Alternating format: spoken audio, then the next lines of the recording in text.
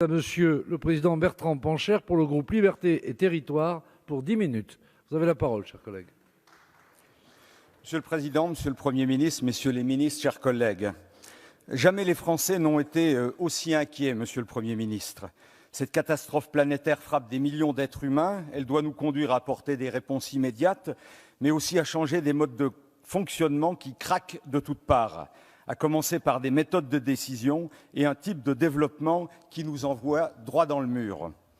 Nous devons tous à la fois sortir de cette crise longue et imprévisible et aussi éviter les prochaines, elles prévisibles mais encore évitables. Car les Français ont peur.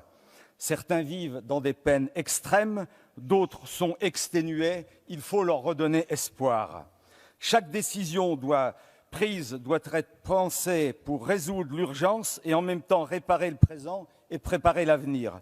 C'est essentiel si nous voulons recréer la confiance perdue. Prendre des mesures efficaces et en tirer les enseignements. La crise est toujours une grande menace qui frappe, mais c'est aussi toujours une opportunité à saisir. Les Français ne vous suivent plus, Monsieur le Premier ministre. Ils ne sont pas dupes. Ils ont adopté dans leur immense majorité un comportement exemplaire.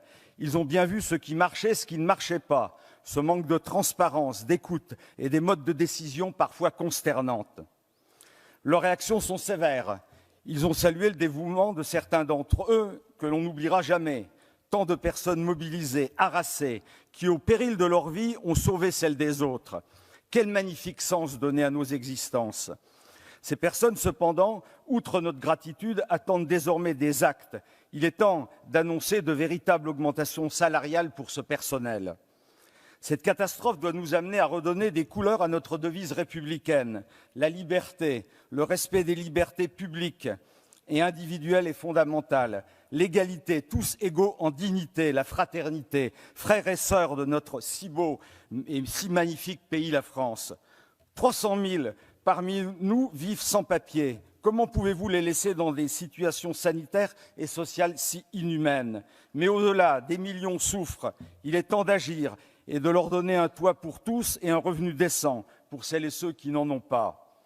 Notre devoir est de n'oublier personne et de prendre en compte les situations de tous, à commencer par les plus fragiles, pour lesquels la crise sanitaire, sociale et économique a des effets dramatiques. Les Français sont déboussolés, Monsieur le Premier ministre, et la cacophonie au plus haut niveau de l'État n'a fait que de renforcer l'angoisse et l'anxiété. Trop de brouillons leur ont été présentés.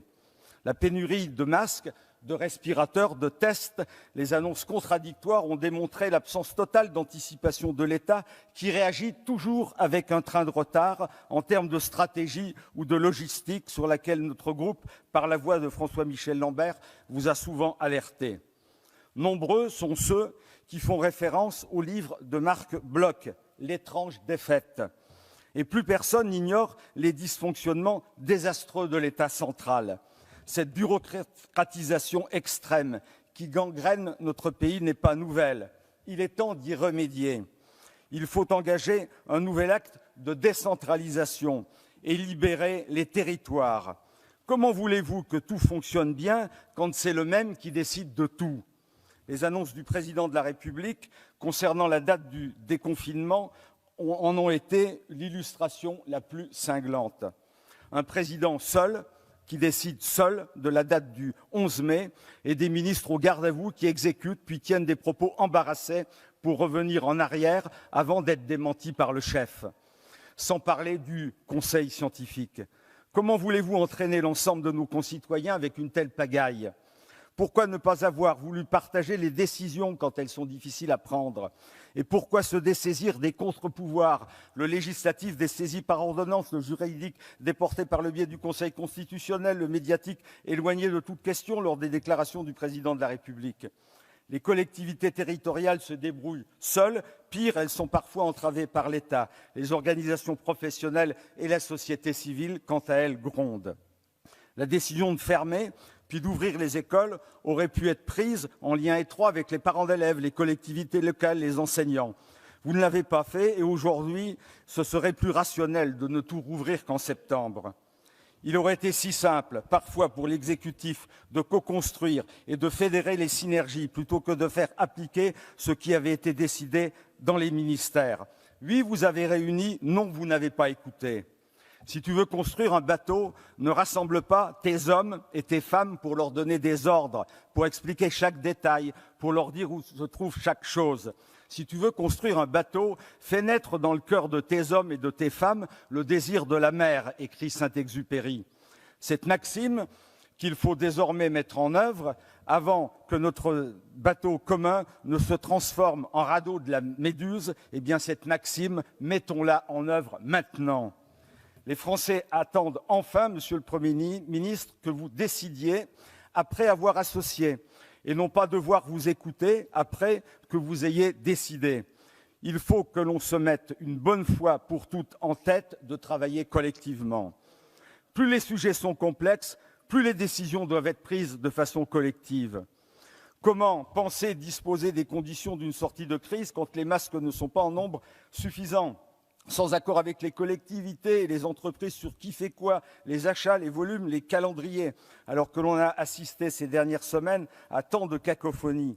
Quand c'est le Conseil régional du Grand Est qui achète des masques pour protéger des personnes travaillant pour ses compétences, c'est-à-dire économiques, scolaires et transports, et qui doit en recéder 2 millions aux services de santé régionaux qui dépendent de l'État, cherchez l'erreur.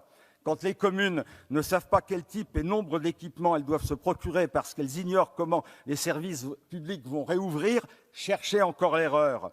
Les collectivités locales heureusement n'ont pas attendu pour pallier les déficiences de l'État dans la fourniture des équipements ou mettre en place les fonds d'accompagnement économique partout en France. Elles ont été très réactives, agiles et ont su se fédérer. Mais les Françaises et les Français ont regardé tout cela les yeux médusés. Les Français attendent, Monsieur le Premier ministre, enfin que vous les informiez maintenant en toute transparence, afin de ne pas rajouter de la confusion à la confusion, des peurs aux peurs.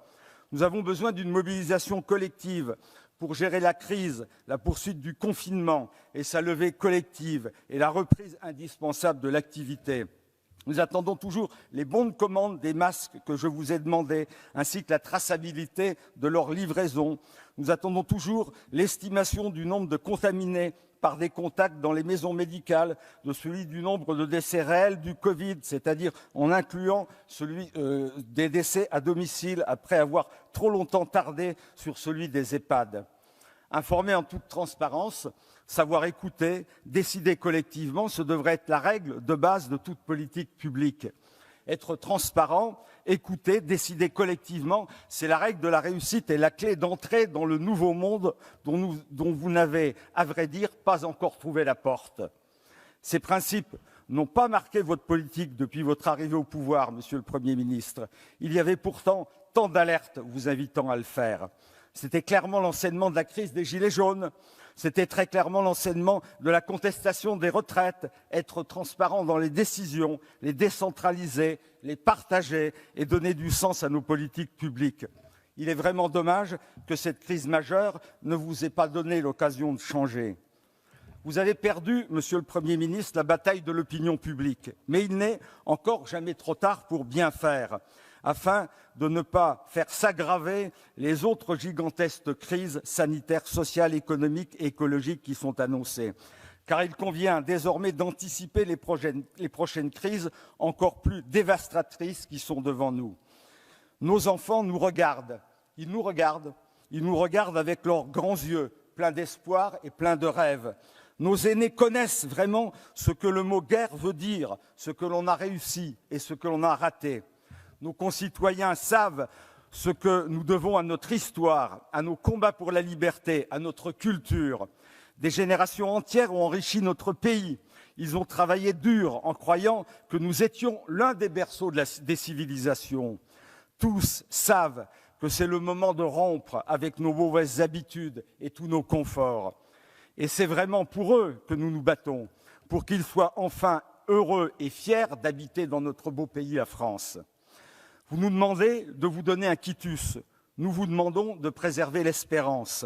La confiance est l'une des conditions majeures pour réussir la sortie de la crise.